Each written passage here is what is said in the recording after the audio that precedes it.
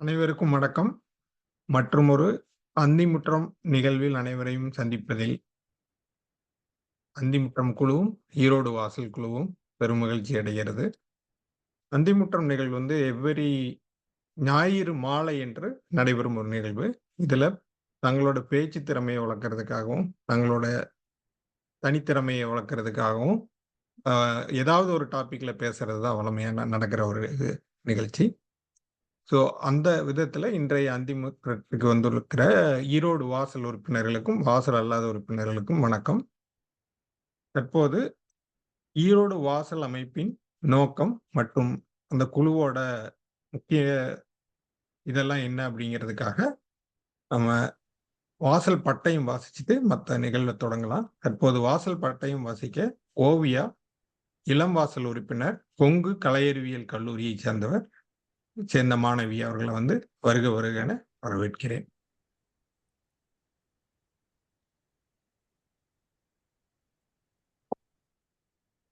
வணக்கம், நான் ஓவியா.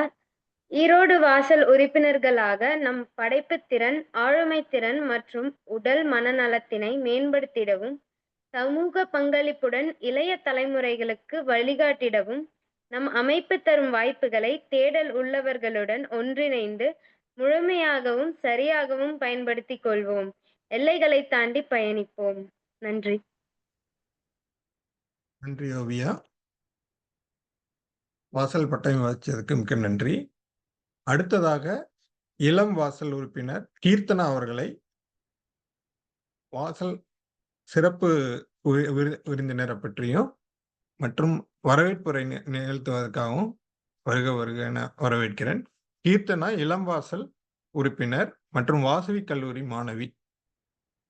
வாங்க கீர்த்தனா. அனைவருக்கும் என் இனிய மாலை வணக்கம்.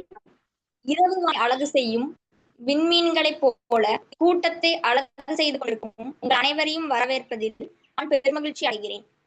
முதலாவதாக ஈரோடு வாசலின் வழிகாட்டுதல் குழு உறுப்பினருக்கும், எங்கள் தலைமை பொறுப்பாளர் டாக்டர் என் மைத்திலி அவர்கள், எங்கள் செயலாளர் எம் உமா மகேஸ்வரி அவர்களுக்கும் மற்றும் எங்கள் பொருளாளர் சக்தி பிரகாஷ் அவர்களுக்கும் என் வரவேற்கிறேன். நாம் அனைவரும் வாழ்நாளில் எதையாவது கற்றுக்கொள்கிறோம், அதிலிருந்து அறிவை பெறுகிறோம்.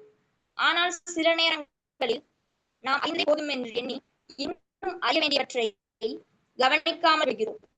அந்திமுற்றம் நிகழ்வில் அறிந்தும் அறியாமலும் என்ற தலைப்பில் சிறப்பு உரை வழங்க வருகை தந்துள்ள ராஜேந்திரன் இன்ஸ்டிடியூஷன் மூத்த முதல்வரும் வளாக இயக்குநரும் மற்றும் ஈரோடு வாசலின் முன்னாள் தலைவருமான ராதா மனோகரன் அவர்களை என் குணமாற வரவேற்கிறேன். மேலும் ஈரோடு வாசல் உறுப்பினர்கள், ஸ்ரீ வாசல் கல்லூரி மற்றும் கொங்கு கல்லூரியின் இளம் வாசல் உறுப்பினர்கள் அல்லாத நண்பர்கள் அனைவரையும் வரவேற்கிறோம். மீண்டும் ஒரு முறை அனைவரையும் என் இதயத்தின் ஆழத்திலிருந்து வரவேற்கிறேன். நன்றி, வணக்கம். நன்றி கீர்த்தனா.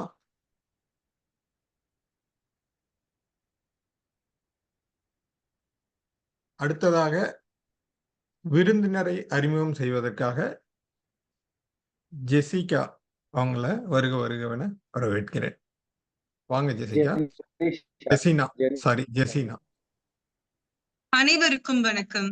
கற்றது கைமண் அளவு, கல்லாதது உலகளவு என்று ஔவையார் கூறியது போல் அறிவின் பயணத்தில் தொடர்ந்து புதுமைகளை கற்றுக்கொண்டு அதை பிறருடன் பகிர்ந்து வரும் ஒரு சிறப்பு நபரை இன்று நம்மோடு சந்திக்கும் பெருமை நமக்கு கிடைத்துள்ளது. இன்று நம்மோடு இணைந்துள்ள சிறப்பு விருந்தினர் திருமதி ராதா மனோகரன் அவர்களை அறிமுகப்படுத்துவதில் பெருமகிழ்ச்சி அடைகிறேன். ராதா மனோகரன் அவர்கள் MA BEd உளவியல் துறையில், MSc நூலக அறிவியலில், முதுநிலை பட்டம் MLIS மற்றும் குழந்தை பருவ துவக்க கால கல்வியில் பட்டய படிப்பு உள்ளிட்ட பல்வேறு துறைகளில் சிறந்த கல்வி தகுதிகளை பெற்றவர். பெருந்துறைக்கு அருகில் உள்ள ஒரு கிராமத்தில் பிறந்த அவர் 2000ஆம் ஆண்டில் ஈரோட்டில் உள்ள AIT மெட்ரிகுலேஷன் மேல்நிலை பள்ளியில் தனது பணியை தொடங்கினார். அதன் பின் 2002 முதல் 2010 வரை தி யூனிக் அகாடமி ICSE பள்ளியில் 8 ஆண்டுகள், பின்னர் 2010 முதல் 2022 வரை சாகர் இன்டர்நேஷனல் பள்ளியில் பணியாற்றி கையெழுத்து பயிற்சி ஆசிரியர், நூலகர், தமிழாசிரியர், ஆங்கில ஆசிரியர், ஒருங்கிணைப்பாளர், துறை தலைவர் உள்ளிட்ட பல்வேறு பொறுப்புகளை வகித்தார். கற்றது நன்றி செயல்வேண்டி என்று கம்பர் கூறியது போல் கற்றதை மாணவர்களின் வாழ்க்கையை செழிக்க செய்வதில் தன்னலமின்றி உழைத்து மக்கள் தொடர்பு அதிகாரி, துணை முதல்வர், முதல்வர் போன்ற பதவிகளில் சிறப்பாக பணியாற்றியவர். தற்போது ராஜேந்திரன் கல்வி நிறுவனத்தில் முதுநிலை முதல்வர் மற்றும் வளாக இயக்குநராக பணியாற்றி வருகிறார். புத்தக வாசிப்பு, பேச்சாற்றல், பட்டிமன்ற பேச்சு, குழந்தைகளுக்கான ஆலோசனை மற்றும் வழிகாட்டுதல் ஆகியவற்றில் ஆழ்ந்த ஆர்வம் கொண்டவர். ஈரோடு வாசல் அமைப்பின் முன்னாள் மற்றும் முதல் தலைவராக இருந்தார் என்பதை பெருமையுடன் பதிவு செய்கின்றேன். ஔவையார் கூறியது போல, அறிவில்லார் என்பார் உரை, ஆனால் இன்று நம்மோடு இருக்கும் விருந்தினர் பேசும் ஒவ்வொரு வார்த்தையும் நம் வாழ்வுக்கு ஒளி தரக்கூடியது. இவ்வாறு கல்வித்துறையிலும் சமூகத்துறையிலும் சிறந்து விளங்கும் திருமதி ராதா மனோகரன் அவர்களை அனைவரும் உற்சாகமாக வரவேற்போம். அந்தி முற்றும் அறிந்தும் அறியாமலும் வாழ்க்கையின் ஒவ்வொரு கட்டத்திலும் நமக்கு ஊக்குவிக்கும் பல உண்மைகளை தன் அனுபவங்களால் பகிர்ந்து கொள்வதற்கு ராதா மனோகரன் அவர்களை பேச வரவேற்கிறேன். நன்றி. நன்றி ஜெனிசா. ஒரு அற்புதமான ஒரு விருந்தினர் அறிமுகம். அடுத்ததாக இன்றைய சிறப்பு விருந்தினர் ராதா மனோகரன் அவர்களை அழைக்கிறேன். Stage is on your hands. You can start your speech. Thank you, madam. Thank you, sir. இந்த அந்திமுற்ற நிகழ்வில் இணைந்திருக்கக்கூடிய ஈரோடு வாசல் அன்பர்கள், இளம் வாசல் உறுப்பினர்கள், பிற நண்பர்கள் அனைவருக்கும் என்னுடைய மாலை வணக்கம். அறிந்தும் அறியாமலும் இப்ப நம்மளுடைய வாழ்க்கையில படிப்பு, அனுபவம், சந்திக்கக்கூடிய மனிதர்கள், இவர்களிடமிருந்து நம்ம நிறைய கற்றுக்கொள்கிறோம், அதாவது அறிந்து கொள்கிறோம். இப்ப அதுதான் நம்மளுடைய வாழ்க்கையை அடுத்தடுத்த படிநிலைக்கு நம்மள அழைச்சிட்டு போற ஒரு ஏணிப்படியாக நமக்கு இருக்கு. ஆனாலும் அறிந்தது கையளவு, அறியாதது கடல் அளவு. இப்ப நமக்கு தெரியாமல் போன விஷயங்கள் நிறைய இருக்கு. அதுல சோசியல் மீடியா பத்தி தெரியாம இருக்கலாம், அரசியல் பத்தி தெரியாம இருக்கலாம், விளையாட்டு பத்தி தெரியாம இருக்கலாம், உலக அளவில் என்ன நடக்குதுங்கிற விஷயங்கள் தெரியாம இருக்கலாம். இதெல்லாம் தெரிஞ்சுக்கணும்னா கண்டிப்பா இந்த ஒரு ஜென்மம் போதாதுங்கிறது நம்ம எல்லாருக்கும் தெரியும். அப்ப அறிந்தவைகளை வைத்து நம் வாழ்க்கையை அடுத்தடுத்த நிலைக்கு எடுத்து சொல்கிறோம். அறியாதவைகள்ல இந்த மாதிரி வெளியில நடக்கக்கூடிய விஷயங்களை நம்மளால முழுதா தெரிஞ்சுக்க முடியலன்னா அதனால டேமேஜ் கொஞ்சம் கம்மிதான். ஆனா நமக்குள்ள என்ன நடக்குது, நமக்குள்ள நடக்கிற விஷயத்தினால நம்மை சுற்றி இருப்பவர்களுக்கும் நம்மளுடைய சமுதாயத்துக்கும் நம்ம என்ன மாதிரியான விளைவுகளை ஏற்படுத்துறோம் அப்படிங்கிறத அறியாமல் இருக்கிறது ஒரு மிகப்பெரிய பிழை அப்படின்னு தான் நான் சொல்வேன். அப்ப இன்னைக்கு இந்த அறிந்தும் அறியாமலும் அப்படிங்கிற தலைப்புல நம்ம என்ன பார்க்க போறோம் அப்படின்னா, நம்முடைய செயல்பாடு, ஒரு தனி மனிதனாக என்னுடைய செயல்பாடு பத்தி எனக்கு எவ்வளவு தூரம் தெரிஞ்சிருக்கு, எனக்கு இன்னும் அறியப்படாத பக்கங்கள் எதுவாக இருக்கு, அதுவும் ஒரு கடலளவான விஷயம் தான். அதுல ஒரு கடுகளவு விஷயத்தை இன்னைக்கு நான் உங்களோட பகிர்ந்துக்க விரும்புறேன். அப்போ முதலில் இப்ப எடுத்தோடனே ஒரு மனித வாழ்வுடைய ஆதாரம், அடிப்படை என்ன அப்படின்னு கேட்டோம்னா ஆரோக்கியமான வாழ்க்கை தான். ஆரோக்கியமான வாழ்க்கை தான் ஒரு மனிதனுக்கு அடிப்படை. ஆரோக்கியமா இருந்தாதான் மத்த எல்லாமே தொடர்ந்து நல்லபடியா நடக்கும் அப்படிங்கிறது நமக்கு எல்லாருக்கும் தெரியும். ஆரோக்கியமான வாழ்க்கை அப்படின்னு உடனே நம்ம எல்லாத்துக்கும் ஞாபகத்துக்கு வர்றது என்ன? நல்ல சாப்பாடு சாப்பிடணும், நல்ல உடற்பயிற்சி செய்யணும், தூங்கணும், உடம்ப ஆரோக்கியமா வச்சுக்கணும். இதுதான் ஆரோக்கியம் அப்படிங்கிற வார்த்தைக்கு உடனடியாக நம்ம மனசுல வரக்கூடிய ரெஸ்பான்ஸ். ஆனா உண்மையில் இது 50% ஆரோக்கியத்தை மட்டும்தான் கொடுக்கும். உடல் ஆரோக்கியம் அப்படிங்கிறது 50% ஆரோக்கியம். அப்ப இன்னொரு 50% ஆரோக்கியம் எது அப்படின்னு பாத்தீங்கன்னா, உள்ளம், மனம், எப்படி வேணா வச்சுக்கலாம். அதாவது பிசிக்கல் ஃபிட்னஸ் ஒரு 50% அப்படின்னா, எமோஷனல் ஃபிட்னஸ் மிச்சம் 50%. இது உள்ளம், மனம், நம்மளுடைய பாஷையில எப்படி வேணா எடுத்துக்கலாம். But in scientifical term it is coined as emotional intelligence. அப்ப இந்த எமோஷனல் இன்டெலிஜென்ஸ் இருக்கும் பொழுதுதான் அதை எப்படி நம்ம ஆரோக்கியமா வச்சுக்கிறோமோ, அது ஆரோக்கியமா இருக்கும் பொழுதுதான் நம்ம ஒரு முழுமையான ஆரோக்கியமான வாழ்க்கை வாழ்றோம் அப்படிங்கறதா அர்த்தம். ரொம்ப சிம்பிளா சொல்லணும் அப்படின்னா, பிசிக்கல் அப்படிங்கிறது வந்து இயங்கு சக்தி, எமோஷனல் அப்படிங்கிறது இயக்கும் சக்தி. நம்மளுடைய உடல் எப்படி இயங்குது அப்படின்னா, அந்த இயங்குற சக்தி கொடுக்கக்கூடிய இன்ஸ்ட்ரக்ஷன் மூலியமாக தான் நம்மளுடைய இயங்கு சக்தி நடக்க முடியும். அப்ப அந்த இன்ஸ்ட்ரக்ஷன் கொடுக்கக்கூடிய, கண்ட்ரோல் பண்ணக்கூடிய எமோஷனல் பார்ட்ட நாம எவ்வளவு தூரம் ஆரோக்கியமா வச்சிருக்கோம், அதை பத்தின அறிதல் நமக்கு எவ்வளவு இருக்கு, புரிதல் எவ்வளவு இருக்கு அப்படிங்கறது என்னுடைய பார்வையில் என்னங்கிறது நான் பேச போறேன். இப்போ வந்து பிசிக்கல் அப்படிங்கிறது வந்து ரொம்ப டான்ஜிபிள். இப்போ பிசிக்கல்ல வந்து ஒரு ஆரோக்கியமா இருந்தாலும் சரி, ஆரோக்கியமா இல்லைனாலும் சரி, நமக்கு வெளிப்படையா தெரிஞ்சிடும். ஏன்னா அது வந்து டான்ஜிபிளான ஒரு டேமேஜ் நமக்கு கொடுக்கும். கை வலிக்கும், கால் வலிக்கும், இல்ல நமக்கு மூச்சு திணறல் வரும். எதுவானாலும் நமக்கு டான்ஜிபிளா கண்டுபிடிக்க முடியும். இமீடியட்டா அதை போய் நம்ம அட்ரஸ் பண்ணிடுவோம். மருத்துவமனைகள்ல போய் மாத்திரைகள் எடுத்துக்குவோம், மருந்து எடுத்துக்குவோம், ட்ரீட்மெண்ட் எடுத்துக்குவோம். பட் நம்மளோட எமோஷன் அப்படிங்கிறது அப்டிராக்ட். அது வந்து இன்டான்ஜிபிள். அதை நம்மளால பார்க்க முடியாது, விஷுவலைஸ் பண்ணவே முடியாது. அதுல இருக்கக்கூடிய டேமேஜை வெளிப்படையா நம்மளால கண்டுபிடிக்க முடியாது. அப்போ இந்த எமோஷனலை நம்ம எப்படி, எமோஷனல் பேலன்ஸ் எப்படி இருக்கு, எமோஷனல் ஹெல்த் நமக்கு எப்படி இருக்கு அப்படிங்கறது எப்படி தெரிஞ்சுக்கிறது? ஃபர்ஸ்ட் எமோஷன்ஸ் அப்படிங்கிறது என்ன அப்படின்னு பார்த்தோம்னா, உணர்ச்சிகள். கோபம், வெறுப்பு, அன்பு, வெட்கம், மகிழ்ச்சி, பயம், இந்த மாதிரியான எல்லா உணர்ச்சிகளும் கலந்ததுதான் நம்மளுடைய எமோஷன். இது எப்படி கிரியேட் ஆகுது அப்படின்னு பார்த்தா, நம்மளுடைய ஹார்மோன், நமக்கு இருக்கக்கூடிய ப்ரீ நாலேஜ் ஆர் அனுபவம், நம்மளுடைய சூழ்நிலைகள், இது எல்லாம் தான் இதை கிரியேட் பண்றதும் சரி, கண்ட்ரோல் பண்றதும் இவைகள் தான் அது பண்ணும்.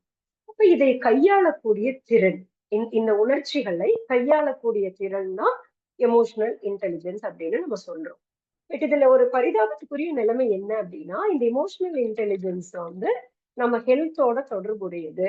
இது நம்மளோட ஹெல்த்ல ஒரு முக்கிய பங்கு வகிக்குது அப்படிங்கிறது உணர்றதுக்கும் புரிஞ்சுக்கிறதுக்குமே நமக்கு ஒரு புரிதல் தேவைப்படுது. ஏன்னா அதை நம்ம ரெண்டையும் வேறு வேறாக தான் பிரிச்சு பார்த்துட்டு இருக்கோம். But physical and emotional are very much inter connected. இப்போ எமோஷனல் அப்படின்னு வரும் பொழுது நம்ம டே டு டே லைஃப்ல நிறைய விஷயங்கள் சந்திக்கிறோம், நிறைய சூழ்நிலைகளை கடந்து வர்றோம், நிறைய மனிதர்களை பார்க்கிறோம். அப்ப இதையெல்லாம் எப்படி கையாளுறோம்? எமோஷனல் இன்டெலிஜென்ஸ் வந்து இந்த சூழல்களை கையாளக்கூடிய திறன். இதை நம்ம எப்படி கையாளுறோம் அப்படிங்கிறது தான்.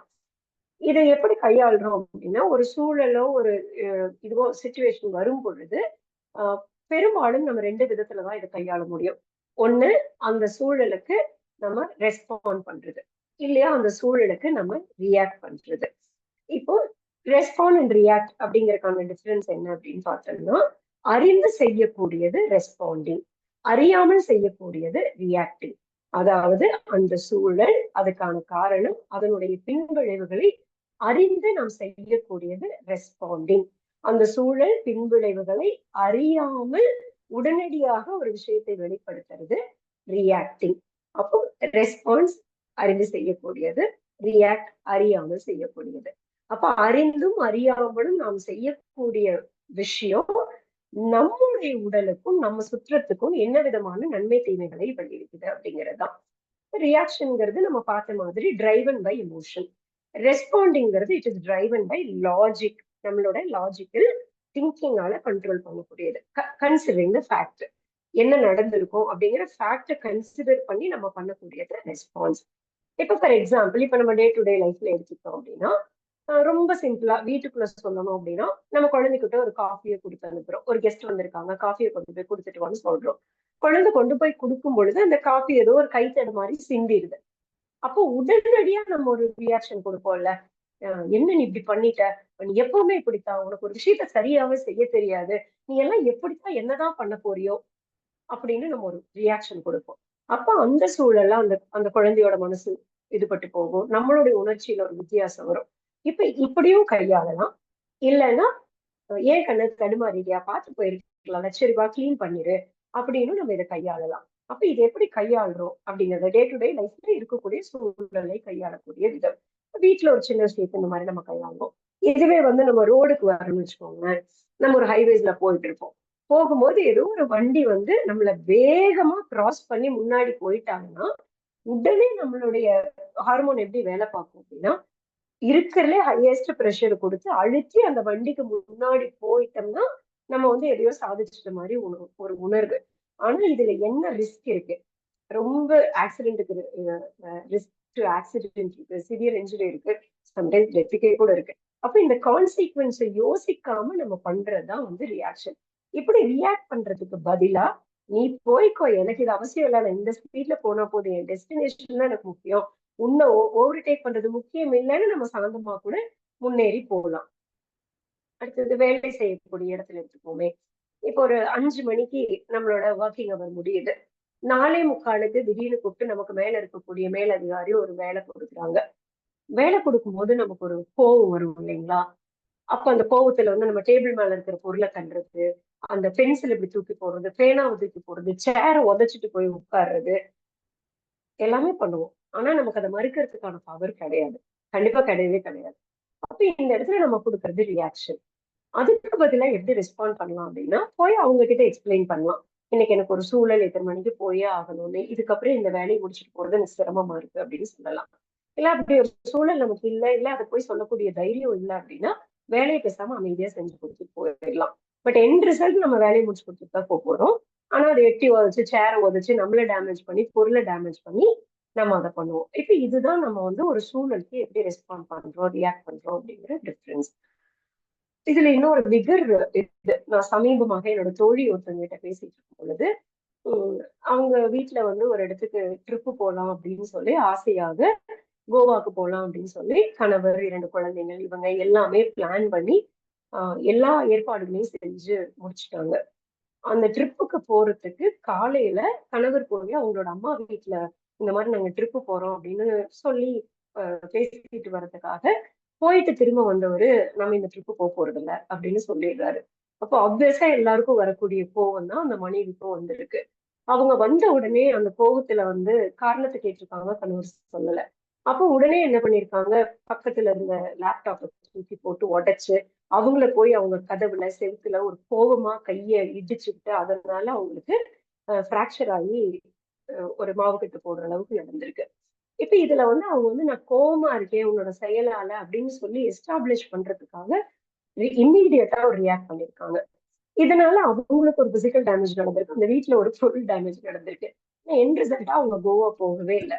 இப்ப இந்த சூழலை நம்ம எப்படி கையாளுருக்கலாம் அப்படின்னா, எப்படியும் போக போறது இல்லை. கணவர் நினைச்சிட்டாருன்னா அதைதான் சாதிக்க போறாரா இருக்கும் அந்த வீட்டுல. அப்போ ஒண்ணு பொறுமையா இருந்து அந்த விஷயத்த போய் ஏன் வேண்டாம், என்ன வேண்டாம்னு கேட்க ட்ரை பண்ணிருக்கலாம். இல்லையா அவர் அப்படித்தான் அப்படின்னு புரிஞ்சுட்டு அக்செப்ட் பண்ணிட்டு, வேற வழி இல்ல, ட்ரிப்பு போக போறது இல்ல அப்படின்னு அக்செப்ட் பண்ணிட்டு நம்ம சமாதானம் பண்ணி இருந்திருக்கலாம். பட் எண்ட் ஆஃப் தி டே கோவாவும் போகல, நம்ம வீட்டுல ஒரு டேமேஜும் நடந்திருக்கு. இதுதான் ரியாக்ஷனால வரக்கூடிய ஒரு விளைவுகள் அப்படின்னு நம்ம சொல்றோம். இப்ப எங்க நமக்கு வந்து மோஸ்ட்லி நம்ம எங்க ரியாக்ட் பண்றோம் அப்படின்னு பாத்தீங்கன்னா, நமக்கு நாமே ஒரு பிம்பம் கட்டமைப்பு வச்சிருப்போம். ஃபார் எக்ஸாம்பிள் ஒரு புருஷன்னா இப்படிதான் இருக்கணும், அவருக்கான அங்க அடையாளங்கள், அவருக்கான லட்சணங்கள், இவர் இப்படி நடந்துக்கணும், இவ்வளவு கேரிங்கா இருக்கணும், இப்படி இருக்கணும் அப்படின்னு வச்சிருப்போம். கணவன் வந்து மனைவினா இப்படி பண்பாடா இருக்கணும், கலாச்சாரத்தோடு இருக்கணும், இதெல்லாம் பண்ணணும், இதெல்லாம் பண்ணக்கூடாது அப்படின்னு ஒரு பிம்பம் இருக்கும். குழந்தைங்க மேலேயும் நம்ம ஒரு பிம்பம் வச்சிருப்போம். ஒரு குழந்தைன்னா இதெல்லாம் பண்றதுதான் கரெக்டான குழந்தை, பக்கத்து வீட்டு குழந்தை இதெல்லாம் பண்ணிடுச்சுன்னா அது ஒரு நல்ல குழந்தை அப்படின்னு நமக்கு நம்மளுடைய பாஸ்ட் எக்ஸ்பீரியன்ஸ்லயோ இல்ல நமக்கு கொடுக்கப்பட்டிருக்கக்கூடிய இன்புட்ஸையும் வச்சு நம்ம ஒரு முன்முடிவுல ஒரு பிம்பத்தை கட்டமைச்சு வச்சிருப்போம். அது எப்ப நிறைவேறலையோ, அந்த பிம்பம் எப்ப நமக்கு தகுந்த மாதிரி உருமாறலையோ, அப்ப இம்மீடியட்டா நம்ம ரியாக்ட் பண்ண ஆரம்பிக்கிறோம். ஆனா நம்மள மாதிரியே அவங்களுக்கும் ஒரு பிம்பம் இருக்கு, அவங்களுக்கும் முன்முடிவுகளோ இல்ல முன்னாடி கொடுக்கப்பட்ட அனுபவங்களை வச்சு அவங்களுக்கும் ஒரு பிம்பம் இருக்கு அப்படிங்கிறத நம்ம வந்து கவனிக்க தவறிடுறோம். நமக்குரிய பிம்பத்திற்கு மனிதர்கள் வராத பொழுது நம்ம வந்து ரியாக்ட் பண்ணிட்டே இருக்கோம். அது நிறைய இடங்கள்ல இது வந்து ஒரு சமையல் பண்றோம். மனைவினா சமையல்லாம் இப்படிதான் இருக்கணும்னு ஒரு கணவர் கட்டமைச்சு வச்சிருக்காரு. அந்த சமையல் உப்பு காரம் குறையும் போது அவர் அதை கிரிட்டிசைஸ் பண்றாரு. அப்ப அந்த கிரிட்டிசைஸ் பண்ணும்போது நமக்கு ஒரு கோபம் வருது. அப்ப இவரு அவருடைய சமையல் எதிர்பார்ப்புக்கு தகுந்த மாதிரி இல்லைன்னா ரியாக்ட் பண்றாரு. கணவர்னா சமையலை பாராட்டணும் அப்படிங்கிற ஒரு பிம்பம் நமக்கு இருக்கிறதுனால அவங்க அதை பண்ணும் பொழுது நமக்கு ஒரு இம்மீடியட் ரியாக்ஷன் வருது. இந்த மாதிரி தொடர்ந்து நம்ம வந்து அன்றாட வாழ்வில் தெரிஞ்சோ தெரியாமலோ நிறைய இடத்துல ரியாக்ஷனும் கொடுத்துக்கிட்டே இருக்கும். அந்தந்த நேரத்து ரியாக்ஷன். இதுல சிலது டெம்பரரியா இருக்கும், சிலது பெர்மனண்டா இருக்கும். இப்ப நம்ம ரோட்ல போய் டிராபிக்ல நிக்கிறோம், பின்னாடி வண்டி நின்று ஹாரன் அடிச்சுக்கிட்டே இருக்காங்க. உடனே நமக்கும் கோவம் வந்து ஹாரன் அடிச்சுட்டு திரும்பி பார்த்து ஒரு முறைச்சிட்டு அப்புறம் வண்டி எடுப்போம். இப்ப இந்த ரியாக்ஷன் வந்து வெரி டெம்பரரி. அதுக்கப்புறம் அதனுடைய தொடர் விளைவுகள் எதுவும் இருக்காது. ஆனா வீட்டுக்குள்ள நம்ம கொடுக்கக்கூடிய ரியாக்ஷன் வந்து பெரும்பாலும் பெர்மனன்ட்.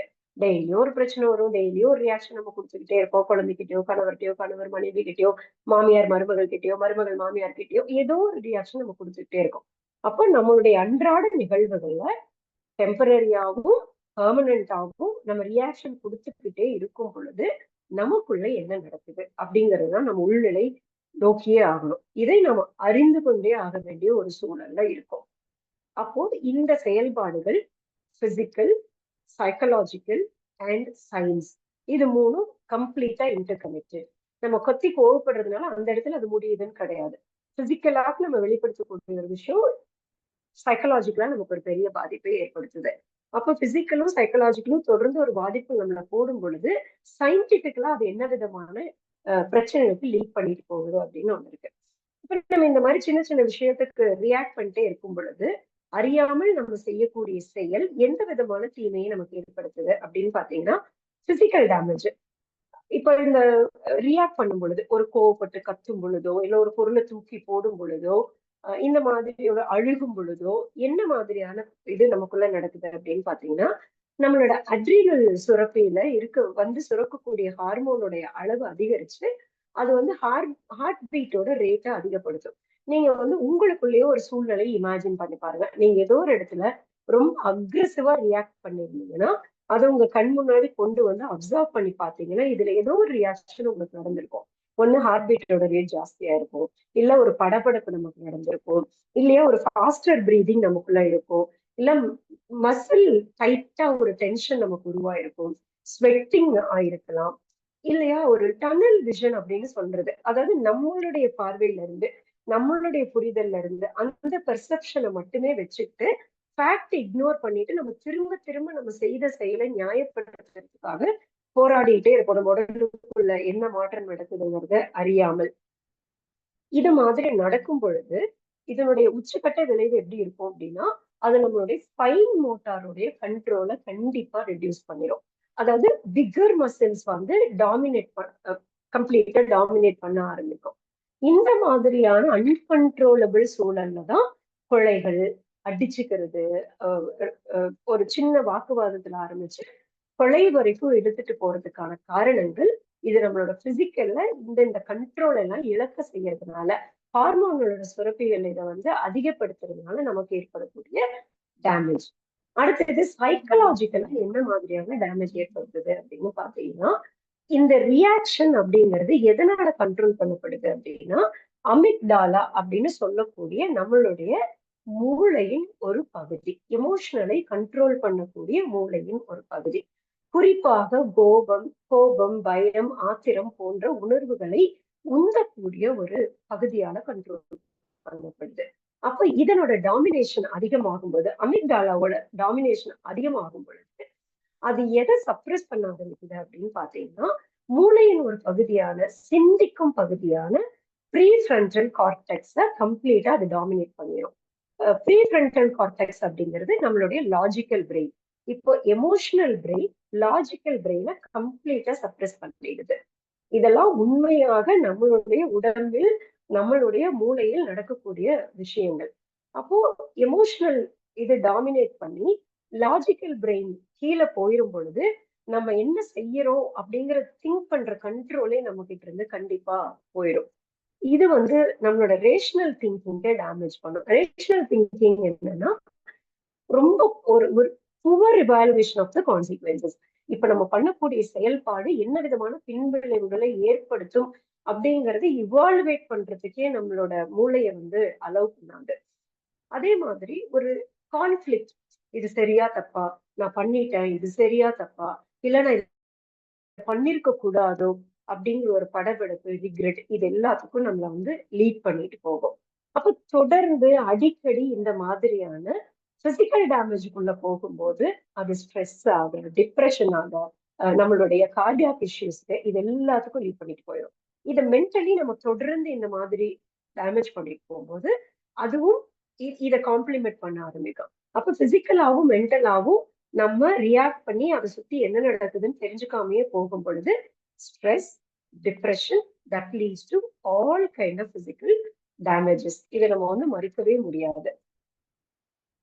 இப்போ ஓகே, இது ஒரு பக்கம் என்ன நடக்குது அப்படின்னு நம்ம தெரிஞ்சுக்கணும். சரி, இப்ப இதை தவிர்க்கணும் அப்படின்னா நம்ம என்ன பண்ணணும்? ரெஸ்பாண்ட் பண்ணணும். நம்ம ரெஸ்பாண்டிங்னா என்னன்னு பார்த்தோம். அறிந்து, காரணங்களை அறிந்து புரிந்து அதன் விளைவுகளை தெரிந்து கொண்டு நம்ம அந்த சூழலை கையாளக்கூடியதுதான் ரெஸ்பாண்டிங். அறிந்து செய்யக்கூடியது, உண்மையை அறிந்து நிதானமாக செயல்படுது. இது எதால கண்ட்ரோல் பண்ணப்படுது அப்படின்னா, நம்ம ஏற்கனவே பார்த்தோம் இல்லைங்களா, logical part of the brain, prefrontal cortex, இதுதான் இதனுடைய செயல்பாடுகளை கண்ட்ரோல் பண்ணுது. அப்போ இது எப்படி வேலை பார்க்கும் அப்படின்னா, ரெஸ்பாண்ட் பண்ணக்கூடியவங்களோட பிரெயின் எப்படி வேலை பார்க்கும் அப்படின்னா, ஒரு பாஸ் கொடுத்து அந்த சூழலை புரிஞ்சுட்டு அதை அனலைஸ் பண்ணி ஃபேக்டோட கனெக்ட் பண்ணி அதை டீல் பண்ணுவோம், அக்செப்ட் பண்ணிப்போம், இல்ல இக்னோர் பண்ணுவோம். இது என் கண்ட்ரோல்ல இருக்கு அப்படின்னா அதை டீல் பண்ண ட்ரை பண்ணுவோம். இது என் கண்ட்ரோல் இல்லை அப்படின்னா அதை இக்னோர் பண்ண ட்ரை பண்ணுவோம். Again the same simplest example. இப்ப டிராபிக்ல நிற்கும் பொழுது இதை கிளியர் பண்ணிட்டு தாண்டி போறதுங்கிறது என் கண்ட்ரோல்லே கிடையாது. அதை நான் அக்செப்ட் தான் பண்ணிக்கணும்.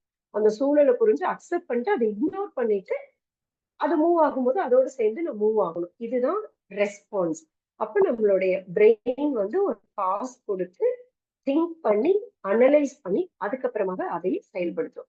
இந்த தாட் ப்ராசஸ் வந்து aligned with fact and values. அப்ப இது ஜாஸ்தியாக இருக்கும் பொழுதுதான் நம்மளுடைய எமோஷனலும் கண்ட்ரோல்ல இருக்கும். எமோஷனலை கண்ட்ரோல் பண்ணி செயல்படும் போது நம்ம பிசிக்கலும் இதுல கண்ட்ரோல்ல இருக்கும். இது கேட்கறதுக்கு ரொம்ப பெரிய விஷயமா இருக்கு, இதெல்லாம் எப்படிங்க பண்றது, இதெல்லாம் சாத்தியமா, இந்த மாதிரி எல்லாம் நமக்கு பல கேள்விகள் வரும். ரொம்ப ரொம்ப சாத்தியம். நம்மளுடைய எமோஷனை கண்ட்ரோல் பண்ணி அதன் மூலியமா நம்மளோட பிசிக்க ஆரோக்கியமா வச்சுக்கிறதுக்கு நமக்கு தேவை பிராக்டிஸ் மட்டும்தான். பட் இது கண்டிப்பா பாசிபிள். எப்படி பாசிபிள் அப்படின்னா, நம்ம ஃபர்ஸ்ட் அந்த ஸ்கில்ல பில்ட் பண்ண ஆரம்பிக்கணும். நம்மளுடைய எமோஷனலை ஹேண்டில் பண்ணக்கூடிய சூழ்நிலைகளுக்கு ரெஸ்பாண்ட் பண்ணக்கூடிய ஸ்கில்ல நம்ம டெவலப் பண்ணிட்டே வர்றோம். அப்ப எப்படி அந்த ஸ்கில்ல டெவலப் ஆகும்? எவ்ரிடே ஒரு அன்னாயன்ஸ் இருக்குல்ல, எவ்ரிடே சின்ன சின்ன விஷயத்துக்குலாம் நம்ம கோவப்பட ஆரம்பிக்கிறோம்ல, வீட்லயோ வெளியிலயோ, அந்த கோபத்தை உற்று நோக்கணும். இது நான் இதை நான் கன்சிடர் பண்ணிக்கூடிய விஷயமா, இதை நான் கன்சிடர் பண்ணிக்க வேண்டாத விஷயமான்னு ஃபர்ஸ்ட் நமக்கு கழிச்சு விட தெரியணும். எதுக்கு எந்த அளவுக்கு உணர்ச்சி வசப்படணும், இதுக்கு உணர்ச்சி வசப்படணுமா வேண்டாமா அப்படின்னு ஒரு பிரித்தறிதல் நமக்கு வேணும். அப்ப அதுக்கு தேவை பிராக்டிஸ். அப்ப எவ்ரிடே அன்னாயன்ஸ் அப்சர்வ் பண்ணும். இப்போ ஒரு ஒரு இடத்துல ஒரு கியூல நிக்கிறோம், ஒரு பொறுமை இல்லாம அப்படியே பதட்டமா பார்த்துட்டு கோவப்படுறது. பட் அந்த கியூவை தாண்டி எல்லாம் நம்மளால போயிட முடியாது. இல்ல ஏதோ ஒரு சூழல்ல ஒருத்தர் அந்த கியூவை தாண்டி போயிடுவாரு. அப்ப இந்த இந்த இடத்துல எல்லாம் கோவப்படுறது வேணுமா வேண்டாமா? சரி வேண்டாம், சப்ரஸ் பண்ணலாம். கோபத்தை சப்ரஸ் பண்ணக்கூடாது. அப்கோர்ஸ் இதை மேனேஜ் பண்ணி பழகணும் நம்ம. அப்ப இதை என்ன மாதிரி பண்ணலாம்? இப்ப நம்ம ஒரு மொபைல் பார்த்துட்டு இருப்போம், ஒரு வீடியோ இன்ட்ரெஸ்டிங்கா பார்த்துட்டு இருப்போம். திடீர்னு பாத்தீங்கன்னா அது வந்து அந்த நெட்வொர்க்னால சுத்திக்கிட்டே இருக்கும். சுத்திக்கிட்டே இருக்கும்போது அந்த வீடியோ நம்மளால பார்க்க முடியலங்கிற கோபத்துல இப்படி மொபைலை தூக்கி உடைக்க மாட்டோம், பட் அட்லீஸ்ட் வேகமா தூக்கி போடுவோம். அந்த தூக்கி போடுறது எதனுடைய வெளிப்பாடு? உங்களுடைய கோபம், உங்களுடைய எரிச்சல், அதனுடைய வெளிப்பாடு. பட் உண்மையில சரி, இந்த இடத்துல நெட்வொர்க் இல்ல, வேற இடத்துல நெட்வொர்க் இருக்கிற இடத்துல போகலாம். இல்ல நெட்வொர்க் வந்ததுக்கு அப்புறம் பார்க்கலாம்னு கொஞ்சமா அப்சர்வ் பண்ணி ஒரு பாஸ் கொடுத்து கண்ட்ரோல் பண்ணா இதை நம்மளால பண்ண முடியாம போகாது. இது மாதிரி ஒவ்வொருத்தரும் அவங்களுடைய சூழல்ல டெய்லியும் நான் வீட்டுல என்ன மாதிரி ரியாக்ட் பண்றேன், நான் வேலைக்கு போற இடத்துல என்ன மாதிரி ரியாக்ட் பண்றேன், ஒரு ரோடு இந்த மாதிரி இடத்துல இப்படி அப்சர்வ் பண்ணி கொஞ்சமா அனலைஸ் பண்ண ஆரம்பிச்சோம்னாலே கண்டிப்பா இது வந்து நம்மளுடைய கண்ட்ரோலுக்குள்ள வந்துடும். ஸோ அப்ப நம்ம இந்த ஸ்கில்ல டெவலப் பண்ணோம். இந்த ஸ்கில்ல டெவலப் பண்றதுக்கு முக்கியமான 2 தகுதிகள் அப்சர்வும் பிராக்டிஸும் தான். அப்ப நம்ம வந்து அப்சர்வ் பண்ணி நம்மளுடைய பிரெயினை ட்ரெயின் பண்ணிட்டே வரணும். இது சாத்தியமான்னு நீங்க கேட்கலாம். இது சாத்தியம்தான் அப்படிங்கறத எப்ப நான் புரிஞ்சுக்கிட்டேன் அப்படின்னா, த பிரெயின் அப்படின்னு சொல்லிட்டு டேவிட் ஈகிள்மேன் அவரோட புக் ஒண்ணு இருக்கு. அவர் கண்டிப்பா நம்மளுடைய பிரெயின் ஜேர்னி அப்படின்னு சொல்லி நம்மளுடைய மூளை, அது பிறக்கும் போது எப்படி இருக்கு, 2 மாசத்துல எப்படி இருக்கு, 12 மாசத்துல எப்படி இருக்கு, 2 வயசுக்கு மேல எப்படி இருக்கு, ஒரு அடல்ட்டுக்கு எப்படி இருக்கு, அது எப்படி நம்மளுடைய முழு இயக்கத்தையும் கண்ட்ரோல் பண்ணுது அப்படின்னு ஒரு டோட்டல் பிரெயின் ஜேர்னி கொடுத்திருக்காரு. அந்த புத்தகத்தை படிச்சதுக்கு அப்புறம் தான் இதெல்லாம் சாத்தியம் அப்படிங்கறத வந்து நான் முழுக்க முழுக்க நம்ப ஆரம்பிச்சேன். அதுல 2 ப்ராசஸ் நான் இந்த இடத்துல பேசணும்னு நினைக்கிறேன். ஒரு ப்ராசஸ் வந்து பிரெயின் ப்ரூனிங் அப்படின்னு சொல்லியிருப்பாரு. ப்ரூனிங்னா நம்ம வந்து புழக்கத்தில் இல்லாத யூஸ் பண்ணாத விஷயங்களை கட் பண்றது, ட்ரிம் பண்றது. அப்போ பிரெயின் ப்ரூனிங் அப்படின்னு சொல்றாரு. பிரெயின் ப்ரூனிங் என்ன அப்படின்னா, ரொம்ப நாளா நீங்க செயல்படுத்தாத ஒரு விஷயத்த பிரெயின் ஆட்டோமேட்டிக்காவே டிட்டாச் பண்ண ஆரம்பிக்கும். ரொம்ப நாள் நீங்க பிராக்டிஸ் பண்ணாத விஷயத்த, பழக்கப்படுத்தாத விஷயத்த அது ஆட்டோமேட்டிக்கா டிட்டாச் பண்ண ஆரம்பிக்கும். இப்ப நீங்க இதுல வந்து 2யுமே கனெக்ட் பண்ணலாம். இப்ப நீங்க வந்து ரொம்ப நாளா ஓரளவுக்கு கோவப்படுறதை தவிர்த்து, அக்ரிவேட் ஆகுறது தவிர்த்து, ஆன்சியஸா இருக்கிறத தவிர்த்து ஒரு காமான சூழ்நிலையில நம்மள பிராக்டிஸ் பண்ணிட்டே வரும் பொழுது ஆப்வியஸா அந்த நரம்புகள் எல்லாம் டிஸ்கனெக்ட் ஆகி, அந்த நியூரான் எல்லாம் டிஸ்கனெக்ட் ஆகி நமக்கு என்ன மாதிரி ப்ரூனிங் நடக்கும் அப்படின்னா, அந்த அந்த நரம்புகள் இதாகி எதை தொடர்ந்து நம்ம பிராக்டிஸ் பண்ணிட்டு வருமோ அது மோர் கனெக்டடா மாற ஆரம்பிக்கும். இப்ப இது வந்து சயின்டிபிக்கா ப்ரூவன் ஃபேக்ட். இது நம்ம சொல்லக்கூடிய அட்வைஸ் கிடையாது. அட்வைஸ் ஃபாலோ பண்றது ரொம்ப ரொம்ப கஷ்டம். பட் சயின்ஸ் அண்டர்ஸ்டாண்ட் பண்ணி தான் ஆகணும் நம்ம இந்த இடத்துல. அப்போ ப்ரூனிங் ப்ராசஸ் அப்படிங்கிறது நீங்க எப்பவுமே கோவப்படும் போதும் சரி, காமா இருக்கும் போதும் சரி, நீங்க நமக்கு சொல்லிக்க வேண்டிய விஷயம், pruning is taking place in my brain. நான் ஆத்திரப்பட்டாலும் ஆத்திரப்படாத அமைதியான பகுதி வந்து டிஸ்கனெக்ட் ஆகும். இல்ல நான் அமைதியா இருந்த ஒரு சூழலை ஆழ்ந்து சிந்திச்சு கையாளும் பொழுது எனக்குள்ள இருக்கக்கூடிய அக்ரிவேஷன் டிஸ்கனெக்ட் ஆயிடும். அப்போ பிரெயின் ப்ரூனிங் ஒரு விஷயம். இன்னொன்னு நியூரோ பிளாஸ்டிசிட்டி அப்படின்னு சொல்லி அந்த புக், அது அது அகைன் இட்ஸ் சயின்ஸ் இதுதான். பட் அந்த புக்ல அது ரொம்ப அழகா விளக்கி இருப்பாரு. அதாவது நியூரோ பிளாஸ்டிசிட்டி அப்படிங்கிறது என்னன்னா, ability to rewire and change the thinking pattern. நம்மளோட திங்கிங் பேட்டர்னை ரீவயர் பண்றது. எக்ஸாம்பிள், இப்ப நமக்குள்ள ஒரு கான்ஃபிளிக்ட் இருக்கும். ஒரு சைட் ஆஃப் மூளை இதை நீ செய்ய செய்ய செய்ய நம்ம இன்சிஸ்ட் பண்ணோம். ஒரு சைட் ஆஃப் மூளை செய்யாத விடு அப்படிங்கும். ரொம்ப சிம்பிள். காலையில வாக்கிங் போகணும், நீ நாளைக்கு வாக்கிங் போயிடணும், உடம்பு ஆரோக்கியமா இருக்கணும், நான் அப்படி இருக்கணும், இப்படி இருக்கணும், ஸ்லிம்மா இருக்கணும், இதெல்லாம் ஒரு சைடு பிரெயின் பயங்கரமா சொல்லும் நைட்டு. ஆனா காலையில அதே பிரெயின் என்ன பண்ணும், தூங்கு கொஞ்ச நேரம், இன்னைக்கு விட்டுட்டு நாளைக்கு போகலாம் அப்படின்னு சொல்லும். அப்ப இது வந்து கான்ஃபிளிக்ட் ஆஃப் இன்ட்ரெஸ்ட் அப்படின்னு நம்ம சொல்லுவோம். கான்ஃபிளிக்ட் இன் மைண்ட்னு நம்ம சொல்லுவோம். அப்ப இந்த கான்ஃபிளிக்ட் இன் மைண்ட எப்படி ஓவர் கம் பண்றது அப்படிங்கிறதுதான் இந்த இடத்துல சேலஞ்ச். அப்போ இல்ல, நான் வந்து போகணும், ஆரோக்கியமா இருக்கணும், ஃபிட்டா இருக்கணும், இல்ல நான் மேரத்தான்ல கலந்துக்கணும், இதை அச்சீவ் பண்ணணும் அப்படிங்கிற தாட் எப்ப இந்த சோம்பல்ங்கிற தாட்டை ஓவர் கம் பண்ணி அதை தொடர்ந்து ப்ராக்டிஸ் பண்ணிட்டே வருமோ, ஒரு 10 நாள் தான். அதுக்கப்புறம் நீங்க 5 மணி ஆனா ஆட்டோமேட்டிக்கா உங்களுக்கு தூக்கம், விழிப்பு வந்துடும். இது இயல்பா நாம அனுபவிச்ச ஒரு விஷயம். இதுதான் ஒரு நியூரோ பிளாஸ்டிசிட்டின்னு சொல்றாரு. நீங்க தொடர்ந்து பிரெயினை எதுக்கு பழக்கப்படுத்திட்டு வரீங்களோ அது டாமினேட் பண்ண ஆரம்பிக்கும். Again I'm just connecting this. இப்ப தொடர்ந்து நம்ம எதை பழக்கப்படுத்திட்டே வரோமோ அது ரீவயர் ஆகி அது திங்கிங் பேட்டர்னாவே மாறிடும். இப்ப நம்ம எதை நம்ம திரும்ப திரும்ப பழக்கப்படுத்திட்டே வரணும், ஒரு சூழல், அதனுடைய காரணங்கள், அதனுடைய விளைவுகள், இதை புரிஞ்சு அதுக்கு தகுந்த மாதிரி சூழலை கையாளக்கூடிய கெப்பாசிட்டியை நம்ம பிராக்டிஸ் பண்ணிட்டே வரும் பொழுது, அன்றாட வாழ்வுகளுக்கு பிராக்டிஸ் பண்ணிட்டே வந்தோம்னா அவங்க டைம்ல ஆட்டோமேட்டிக்கா அது ரீவயர் ஆகுது, ரீவயர் ஆயிரும் நியூரோ பிளாஸ்டிசிட்டி ப்ராசஸ்னால. அப்ப இப்ப நம்ம வந்து திங்கிங் பேட்டர்னையே சேஞ்ச் பண்ணக்கூடிய அளவுக்கு நமக்கு கெப்பாசிட்டி இருக்கு. நம்ம முயற்சி பண்ணி ப்ராக்டிஸ் பண்ணோம்னா அதை வந்து நம்ம சேஞ்ச் பண்ணலாம். இந்த இடத்துல எது அதிக ரோல் பிளே பண்ணுது அப்படின்னா லா ஆஃப் அட்ராக்ஷன். இப்ப சொல்லுவோம் இல்லையா, நம்ம எதை நினைச்சுட்டே இருக்கோமோ அதை வந்து நம்ம அட்ராக்ட் பண்றோம். நம்ம எண்ணம் போல் வாழ்வு, நம்ம எதை நினைச்சுக்கிட்டே இருக்கோமோ அதை நம்ம அட்ராக்ட் பண்றோம். இப்ப நம்ம எதை நினைச்சுட்டே இருக்கணும், அதை நம்ம தான் முடிவு பண்ணணும். நமக்கு தெரியாம இருக்க வரைக்கும் பிரச்சனை இல்லை, அறியாமல் இருக்க வரைக்கும் பிரச்சனை இல்லை. இதனால இந்த விளைவுகள் வருதுன்னு அறிந்து கொண்ட பின்பு அதை நம்ம பிராக்டிஸ் பண்ணாம இருந்தா அது முழுக்க முழுக்க நம்முடைய தவறு. அப்போ ஒரு நல்ல விஷயத்த, நல்ல எண்ணங்களை நம்ம அட்ராக்ட் பண்ணிட்டே இருக்கணும். பாசிட்டிவான விஷயங்களை அட்ராக்ட் பண்ணிட்டே இருக்கணும். நம்மளுடைய சூழல்ல ஒரு நல்ல ஒரு வைப்ரேஷனை நம்ம அட்ராக்ட் பண்ணிட்டே இருக்கணும்.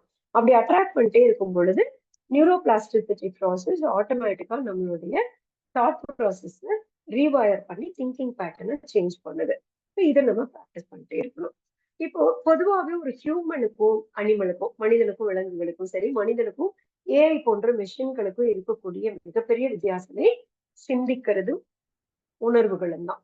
அப்ப அந்த சிந்திக்கக்கூடிய திறனும் அந்த உணர்ச்சிகளும் நம்மளுடைய வாழ்க்கையை மேம்படுத்தக்கூடியதாக இருக்கணுமே தவிர, அந்த விலங்குகள் மாதிரி கத்துறது, கூப்பாடு போடுறது, ஒரு கொலை அளவுக்கு எடுத்துட்டு அடிக்கிறது, கொல்றது அப்படிங்கிற ஒரு இதுக்கு எடுத்துட்டு போனோம்னா மேம்பாடுங்கிறது எங்க இருக்கு? நம்ம சிந்தனை திறன்ல நமக்கு எங்க மேம்பாடு வருது? அப்ப மேம்பாடு வரணும்னா அதை கண்ட்ரோல் பண்ணக்கூடிய எபிலிட்டியை நம்ம கண்டிப்பா வளர்த்துக்கணும். இப்போ நம்மளுடைய வீட்லயே ஆகட்டும், வெளியிலே ஆகட்டும், சுற்றுச்சூழல்லே ஆகட்டும், நம்மளுடைய எல்லாருடைய எதிர்பார்ப்பு என்னவா இருக்கு அப்படின்னா, ஒரு ஜாய்ஃபுல்லான என்வாயன்மெண்ட் இருக்கணும். நான் ஹாப்பியா வேலை பார்க்கணும். நான் போற இடத்துல எல்லாம் நான் சந்தோஷமா இருக்கணும் அப்படின்னு நம்ம நினைக்கிறோம். பட் நம்ம நினைக்கிறதுனால அது நடக்காது. நம்ம நம்மள எவ்வளவு பாசிட்டிவா, எவ்வளவு கண்ட்ரோல்டா, எவ்வளவு சந்தோஷமா வச்சுக்கிறோமோ, அதுதான் நம்ம குடும்பத்துல ஸ்ப்ரெட் ஆகும். நம்ம குடும்பத்துல என்னத்த ஸ்ப்ரெட் பண்றோமோ, அதுதான் நம்மள சுத்தி இருக்கவங்களுக்கு நம்ம ஸ்ப்ரெட் பண்ணுவோம். நம்ம வேலை பார்க்குற இடத்துல ஸ்ப்ரெட் பண்ணுவோம். அப்புறம் ஒரு ஜாய்ஃபுல் லைஃப் அப்படிங்கிறது நம்மள்ல இருந்து ஸ்டார்ட் ஆகணும். அப்பதான் நம்மளுடைய சுற்றுப்புற சூழலையும் அது கண்டிப்பா தொடர்ந்து பாஸ் பண்ணப்படும். அப்ப joyful life leads to healthy life. இவ்வளவுதான். அப்ப ஜாய்ஃபுல்லா இருக்கணும்னா நம்மளுடைய இமோஷன் ஆரோக்கியமா இருக்கணும். இமோஷன் ஆரோக்கியமா இருக்கும்போது ஆட்டோமேட்டிக்கா அது பிசிக்கல் ஆரோக்கியத்துக்கும் கான்ட்ரிபியூட் பண்ணிருது அப்படிங்கிறது தான் உண்மை. அப்போ இதுவரை அறிந்தோ அறியாமலோ நாம் செய்த செய்திகள் நமக்கு என்ன பாதிப்பை ஏற்படுத்துச்சு அப்படிங்கறத இனிமேலாவது உள்ளார்ந்து கவனிச்சு அது பிசிக்கலா என்ன பிரச்சனை கொடுக்குது, சைக்கலாஜிக்கலா என்ன பிரச்சனையை கொடுக்குது, சயின்டிபிக்கலா என்ன பிரச்சனையை கொடுக்குதுங்கிறது சிந்திச்சு செயல்பட்டு ஆரோக்கியமாக இருக்கணும் அப்படின்னு சொல்லி இந்த ஒரு மாலை பொழுதில் எனக்கு வாய்ப்பை அளித்த ஈரோடு வாசலுக்கும் இதில் கலந்து கொண்ட அனைத்து உறுப்பினர்களுக்கும் என்னுடைய மனமார்ந்த நன்றிகளை தெரிவித்துக் கொள்கிறேன். நன்றி. நன்றிங்க மேடம். இஐ அப்படிங்கிறது அந்த எமோஷனல் இன்டெலிஜென்ஸ் அப்படிங்கிறத பற்றி ரொம்ப அருமையாக அறிந்தும் அறியாமலும் அப்படிங்கிற தலைப்பில் கொண்டு வந்து என்ன வாழ்க்கைக்கு தேவை, எப்படி சமாளிக்கிறதுங்கிறத எல்லோருக்கும் அறியும்படி ரொம்ப எளிமையான முறையில் சொன்னீங்க. அடுத்ததாக நம்ம ஈரோடு வாசல் இளம் வாசல் உறுப்பினர் எஸ் சாதனா, கொங்கு கலையறிவியல் கல்லூரி மாணவி. அவங்கள நன்றியுரை நவில அழைக்கிறேன். சாதனா வாங்க. டிஸ்கஷன். சரி, ஓகே. இனி அடுத்தது கேள்வி பதில். இந்த இக்யூ அறிந்தும் அறியாமலும் சம்பந்தமா நம்ம பேசணும். அதில் இருக்கிற உங்களை சந்தேகங்கள் எல்லாம் தீர்த்ததுக்கு பிறகு நன்றியுரைக்கு போகலாம். உங்களோட கேள்வி என்ன இருந்தாலும் கையை உயர்த்துங்க, நான் உங்களை பேச அழைக்கிறேன்.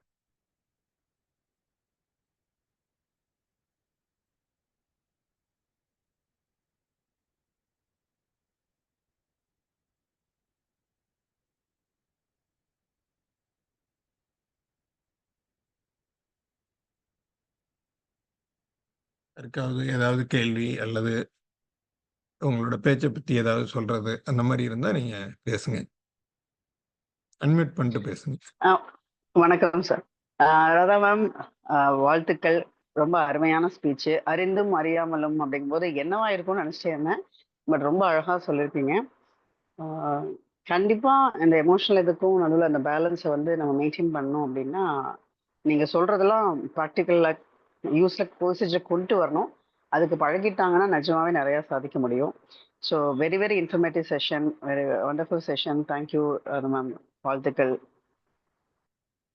தேங்க்யூ ஜி. அதாவது இட் வாஸ் ரியலி நைஸ். என்னமோ எங்களுக்குள்ளெல்லாம் படம் பிடிச்சு வச்சு எங்களுடைய அன்றாட நிகழ்வுகள்ல இருந்து அப்படியே எடுத்துக்காட்டுகள்லாம் எடுத்து எங்களை நீங்க கொஞ்சம் திருத்த முயற்சி பண்ணியிருக்கிறீங்கன்னு நினைக்கிறேன். But we had a clear idea what is what, how to control or how to manage அப்படிங்கிறது வந்து எமோஷன்ஸை கையாளுற முறைகள் வந்து தெரியுது. ரியாக்ட் பண்ணுமா, ரெஸ்பாண்ட் பண்ணுமா. It's all good. Well done Radhu. Congrats. Thank you. Radha ma'am, hello, வாழ்த்துக்கள் Radha ma'am. Thank you Sumathi ma'am. ரொம்ப அருமையான ப்ராக்டிக்கலான ஒரு விஷயம். நம்ம இப்ப இருக்க ஒர்க் ப்ரெஷர்ல எல்லாருமே தெரிஞ்சுக்க வேண்டிய ஒரு விஷயம். நம்ம எப்படி நம்ம பிரெயினை ட்ரெயின் பண்ணி நம்மளோட பியர் குரூப்ஸ், ரிலேஷன் எல்லாம் நம்ம யாரோட எல்லாம் கனெக்ட் ஆயிருக்குமோ அவங்க கிட்ட எல்லாம் எப்படி நம்ம வந்து அந்த ரிலேஷன்ஷிப்பை மெயின்டைன் பண்ணிக்கணும் அப்படிங்கிறதுக்கு ரொம்ப அருமையான இன்ஃபர்மேஷன் சொன்னீங்க. வாழ்த்துக்கள். அதே மாதிரி இளம் வாசல் 4 பேர்த்துக்கும் என்னோட வாழ்த்துக்கள்மா. எல்லாருமே ரொம்ப அழகா பண்ணீங்க. vote ஆஃப் தேங்க்ஸ் சொல்ல வரவங்களுக்கும் வாழ்த்துக்கள். இதை இப்படியே கண்டினியூ பண்ணுங்க. இளம் வாசல் உறுப்பினர்கள் வந்து அந்திமுற்றத்துல வந்து பேசணும் அப்படிங்கிறது தான் அதோட, இந்த இளம் வாசல் ஆரம்பிச்சதோட நோக்கமே. அது சீக்கிரம் நிறைவேறும்னு நினைக்கிறேம்மா. Thank you ma'am. தேங்க்யூ நன்றிங்க. சுமதி மேம். இந்த இடத்துல நான் ஒரே ஒரு இன்சிடென்ட் வந்து நான் கோட் பண்ணி தான் ஆகணும். அதாவது ஒரு 2 வாரத்துக்கு முன்னாடி ஏன் இந்த தலைப்பு எடுக்கணும்னு நினைச்சேன் அப்படிங்கிறதுக்காக சொல்ல வரேன். அதாவது 2 வாரத்துக்கு முன்னாடி நான் ஒரு கல்யாணத்துக்கு போயிருந்தேன். ரொம்ப நெருங்கிய உறவினரோட ஒரு திருமணம். அந்த திருமணத்துல வந்து அந்த மணமகனோட சித்தப்பா பொண்ணு, தங்கச்சி முறை. அந்த பொண்ணுக்கு வந்து கிட்டத்தட்ட மணப்பொண்ணுக்கு மேல ஜாஸ்தியா இவங்க டைம் ஸ்பெண்ட் பண்ணி போய் ஜுவல் வாங்கினாங்க, நகை ஐ மீன் புடவை வாங்கினாங்க, தேடி தேடி தைச்சாங்க, எல்லாமே பண்ணாங்க. அந்த பொண்ணு வந்து ட்ரெஸ் பண்ணிட்டு வந்து நின்னா. அப்போ வந்து அந்த பொண்ணு எல்லார்கிட்டயும் ரொம்ப ஹாப்பியா அப்படியே ஷி வாஸ் கோயிங் அரவுண்ட். அப்ப திடீர்னு ஒருத்தங்க சொன்னாங்க, இதுன்னு இந்த கலர் உனக்கு நல்லாவே இல்லை, நீங்க இன்னும் கொஞ்சம் டார்க் கலரா எடுத்திருக்கலாம் அப்படின்னு சொன்னோடனே அந்த பொண்ணு அப்படியே டோட்டலி அவுட். அப்படியே பயங்கரமா அழுது அந்த பொண்ணால அந்த உணர்ச்சிகளை வந்து கண்ட்ரோலே பண்ண முடியல. Totally she became broke. அப்போ வந்து எனக்குள்ள என்ன ஓடிட்டு இருந்துச்சுன்னா, அப்ப இந்த பட்டு புடவையோட 30,000 ரூபாய் விலை, பிளவுஸ் ஒரு 10,000 ரூபாய், நகை நட்டு இத்தனை லட்சத்தை போட்டு வாங்கி இதெல்லாம் உடுத்திட்டு வரும் பொழுது தனக்கான சந்தோஷமாக அந்த பொண்ணால அதை எடுத்துக்க முடியல. இன்னொருத்தங்க டக்குன்னு ஒரு வார்த்தை சொன்னோடனே எமோஷனலா இவ்வளவு டேமேஜ் ஆகி அந்த பொண்ணு அழுது அதை சுத்தி போய் சமாதானம் எல்லாம் பண்ணி, சோ அந்த பெரியவங்களுக்கும் சொல்லியிருக்கிறதுக்கு ஒரு நாசூக்கு தன்மை இருந்திருக்கணும் தான், அப்படி சொல்லியிருக்கணும்னு அவசியம் இல்லை. பட் அப்படியே சொன்னாலும் அதை வந்து இது எனக்கு பிடிச்சிருக்கு, நான் வாங்கியிருக்கேன் அப்படிங்கிற ஒரு உணர்வுகளை கையாள தெரிஞ்சிருந்தா அந்த இடத்துல அவ்வளவு ஒரு பெரிய இது நடந்திருக்க வேண்டாமோ. அப்போ உணர்வுகளை கையாளுறதுங்கிறது ரொம்ப ரொம்ப முக்கியம். சின்ன சின்ன விஷயத்துக்கு கோவப்படுறது, ஒரு பொறுமை இழக்கிறது, அழுகிறது, வெடிக்கிறது, கத்துறது, all that reactions R leading to unhappiness அப்படிங்கிறது எனக்கு தோணுச்சு. அப்போ உட்காந்து ரொம்ப நேரம் யோசிச்சுட்டு இருக்கும்போது எனக்கு இந்த தலைப்பை பேசலாமோன்னு தோணுச்சு. இது மாதிரி நிறைய நம்ம எவ்ரிடே லைஃப்ல பார்ப்போம். You can now try to relate. இன்னும் பெட்டராகவே நம்மளால அண்டர்ஸ்டாண்ட் பண்ண முடியும்னு நினைக்கிறேன். தேங்க்யூ. ஓகேங்க மேடம்.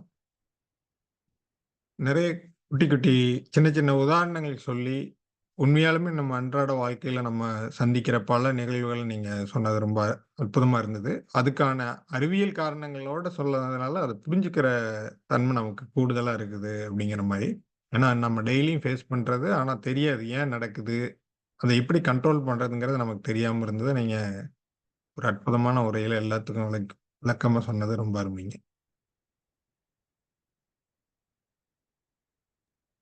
Thank you sir.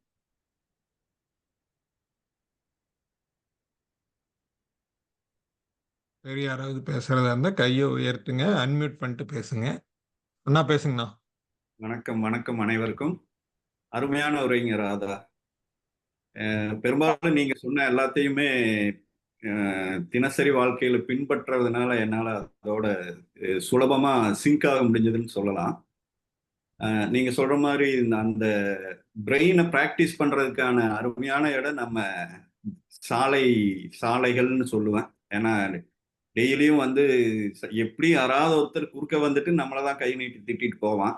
நாம அப்படியே சிரிச்சுட்டு ஒரு சாரி சொன்னோம்னா, அந்த பிராக்டிஸ் பண்ணோம்னாலே பெரும்பாலும் நம்ம மனதை மகிழ்ச்சியா வச்சுக்க முடியும்.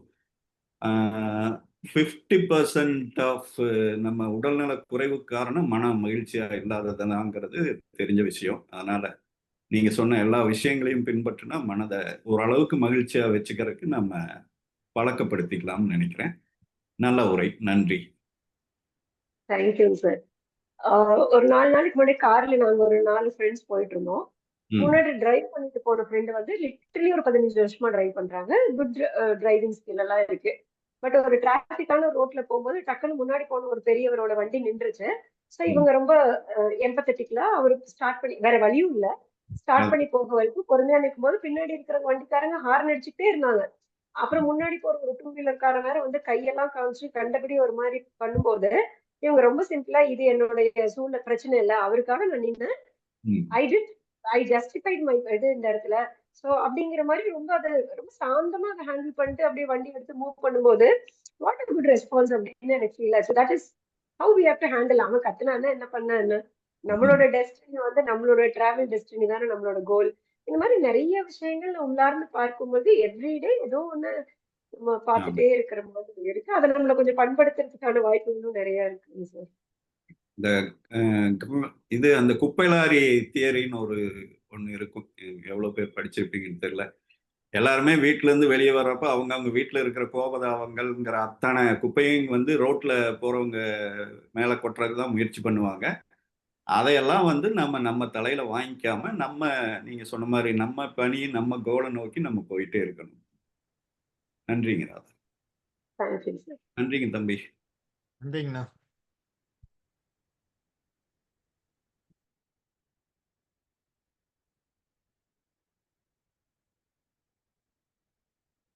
யாராவது பேசுறதுன்னா அன்மியூட் பண்ணிட்டு பேசுங்க.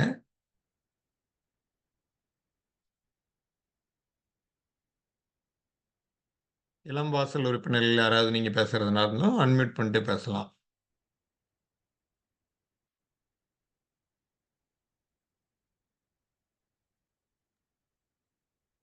வணக்கம் சக்தி. பேசுங்க.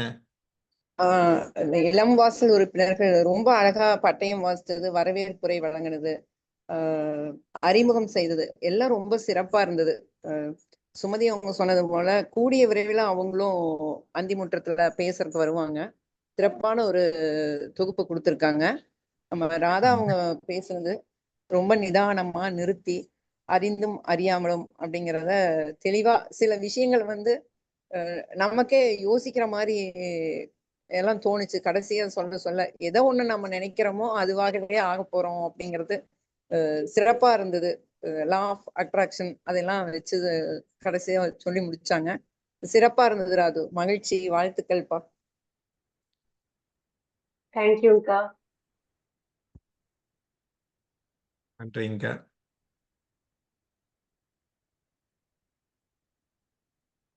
சூழலுக்கு ஏற்ப எப்படி நம்ம செயல்பட வேணும், இந்த ரியாக்டிங் அண்ட் ரெஸ்பான்ஸ் அந்த 2 தலைப்பும் வச்சு ஆரம்பிச்சது வந்து ரொம்ப அற்புதமா இருந்ததுங்க. ஸோ எதுக்கு ரியாக்ட் பண்ணணும், எப்படி ரெஸ்பாண்ட் பண்ணணும், இந்த 2யும் தெரிஞ்சிட்டாவே நமக்கு முக்காவாசி பிரச்சனைகளுக்கு ஓரளவுக்கு சொல்யூஷன் கிடைச்சிருக்கும்னு நினைக்கிறேங்க. அடுத்து யாராவது பேசுறதா இருந்தா வாங்க.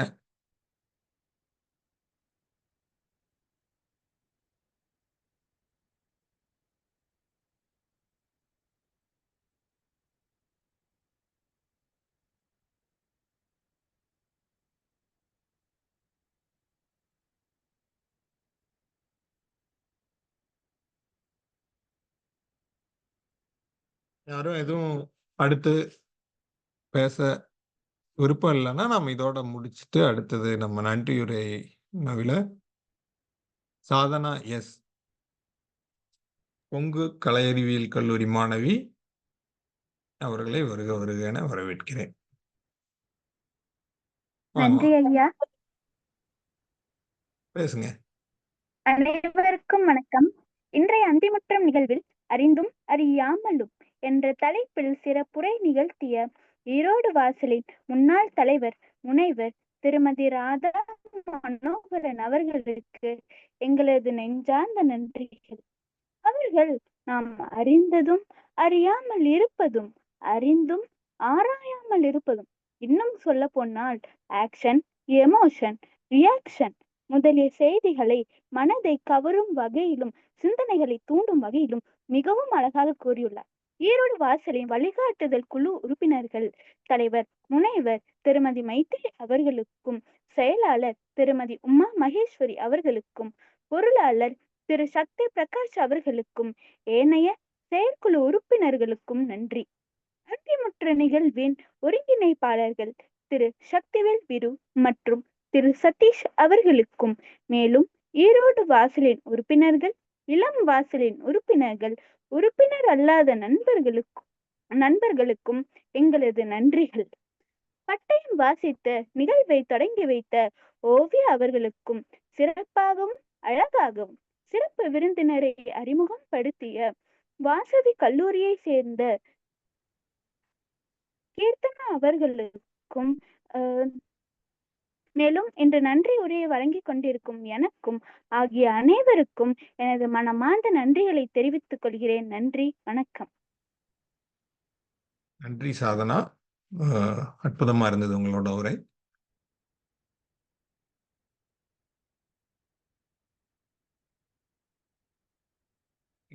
இதோட ரெக்கார்டிங் நிறுத்திடுறேன்.